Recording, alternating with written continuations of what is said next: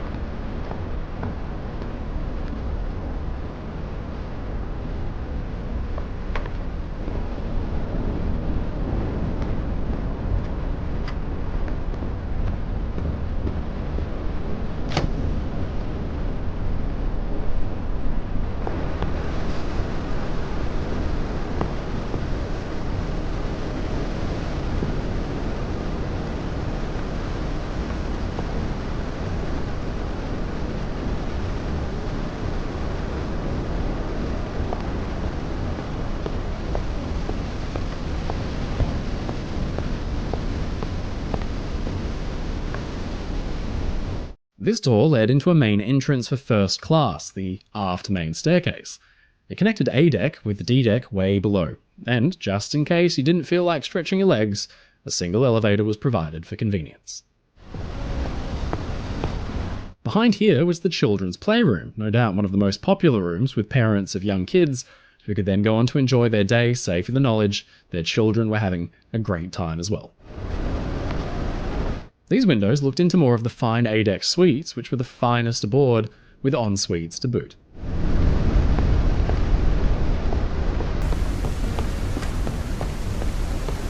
Morro Castle used some fancy new lifeboat lowering devices called gravity davits, which were a huge step up over what had come before. In fact, this kind of davit is still largely used today.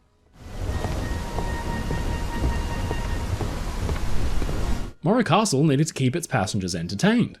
It proudly boasted some putting greens, so some sporting folks could practice before hitting the green back ashore.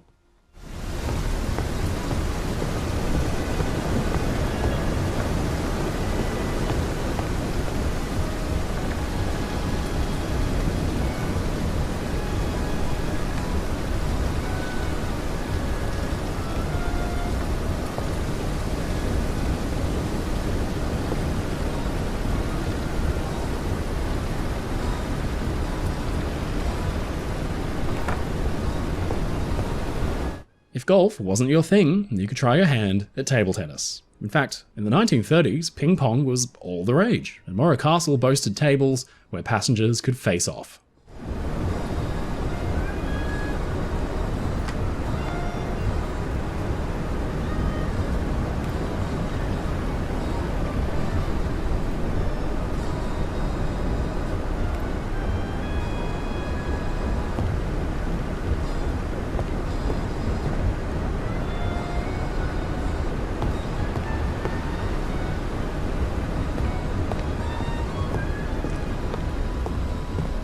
This section of B-deck was a nice big space for passengers to relax in, but the Cuban sun could be unrelenting.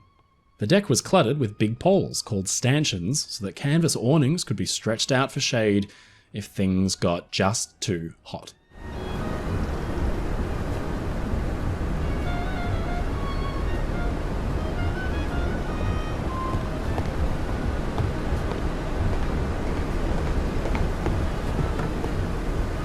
These putting greens are like the ones on the deck above, a fun little feature for passengers who want to practice their mini golf.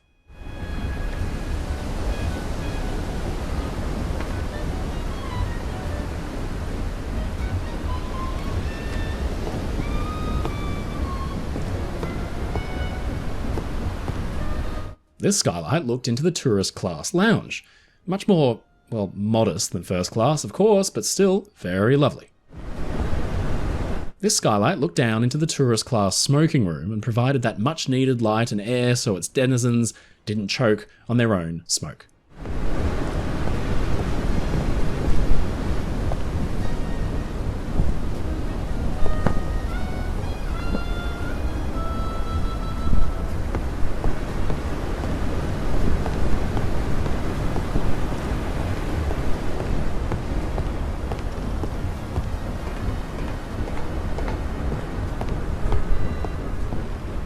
The docking bridge was usually off limits to passengers.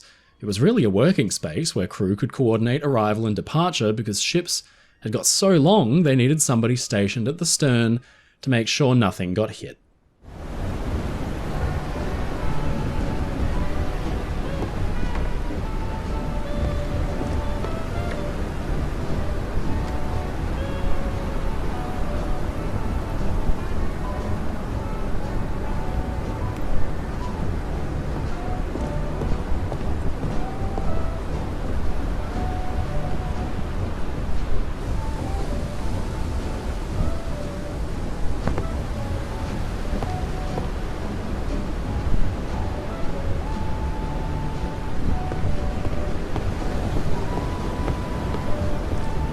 The docking bridge was usually off limits to passengers.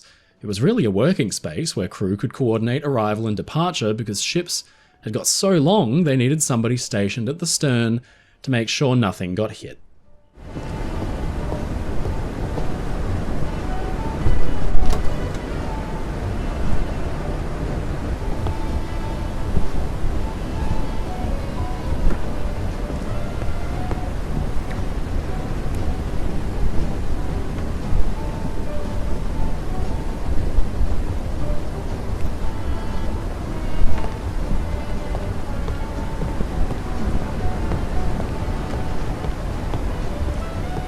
This door led to an entrance for tourist class cabins. In fact, the windows either side looked straight into them.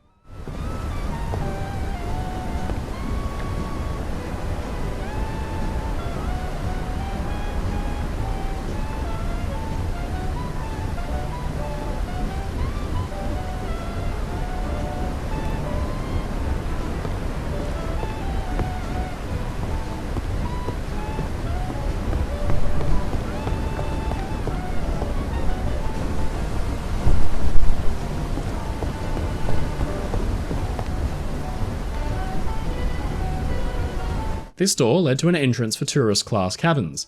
In fact, the windows either side looked straight into them.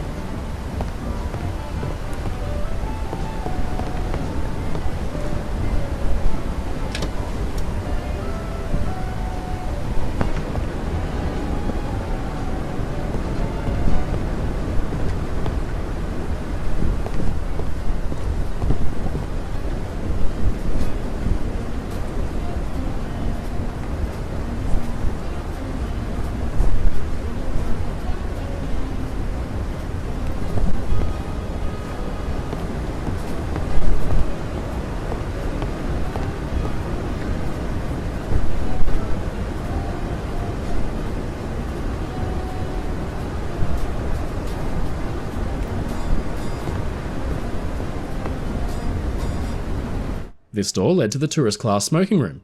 Cigars, anyone?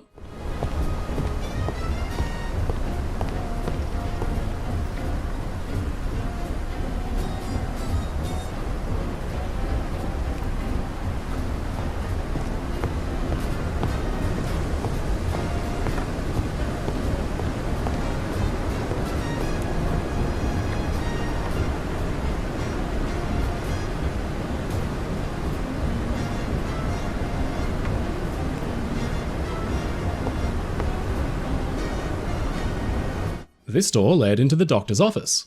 In fact, the ship's doctor had his own stateroom right next to the office, so that he could care for any passenger at any time, even in the middle of the night.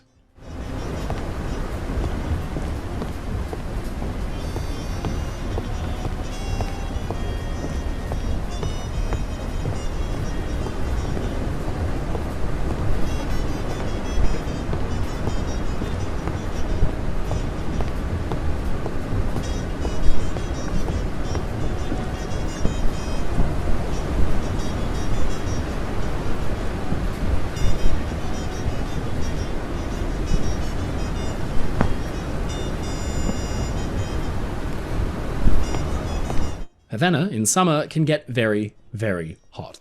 But Morro Castle didn't have an outdoor pool. Instead, passengers could cool off with these multi-headed showers. How clever.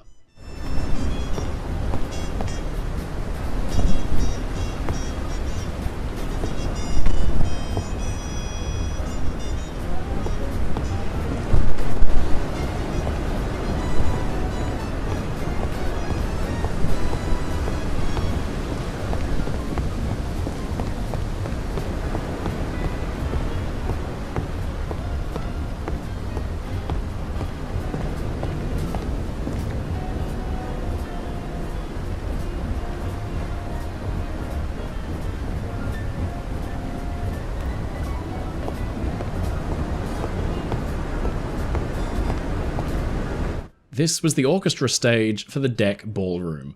On the floor in front of you, passengers would have swayed to jazz and foxtrotted well into the night. The covered promenade served as a relaxing spot during the day, but at night time it could be easily transformed into a roaring party space. I mean, it was the Jazz Age after all.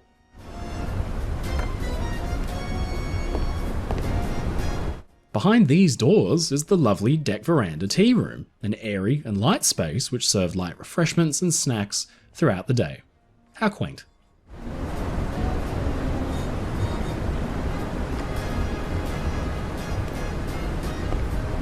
Behind these doors is the lovely deck veranda tea room, an airy and light space which served light refreshments and snacks throughout the day. How quaint.